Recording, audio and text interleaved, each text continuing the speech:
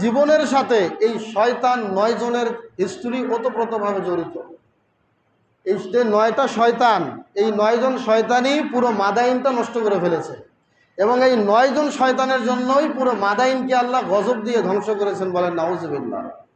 একটা সমাজে যখন একটা কুকুর থাকে, যেই কুকুর পাগল, তখন 10টা কুকুরকে কিন্তু একটা কুকুরই নষ্ট করে। ঠিক একটা সমাজে 10 জন মানুষ ভালো, একজন শয়তান থাকলে এই শয়তানই 9 জনকে খারাপ করে ফেলবে, এটাই বাস্তব। এই সালেহ আলাইহিস সালাতু ওয়াস সালামের পেছনে লেগেছিল 9 জন। এই 9 জনের মধ্যে একজনও সালেহ নবীর ভালো চাইতো না।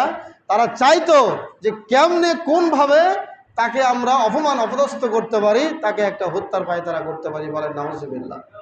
প্রিয় ভাইয়েরা আমার, মা ও বোনেরা, নবীরা যেহেতু শয়তানের চক্রান্ত থেকে নিষ্কৃতি পায় নাই, তাহলে আপনি একজন ভালো মানুষ হয়ে, আপনি হাজি হয়ে, আপনি গাজী হয়ে, আপনি ইমাম হয়ে, আপনি মুফতি হয়ে শয়তানদের থেকে নিরাপদে থাকবেন, এই আশা ভুল।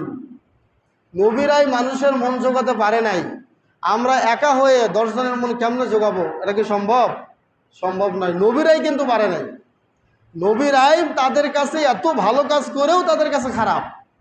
আর আমরা তো মানুষ হয়ে কোনোদিন মানুষের মন জোগাবো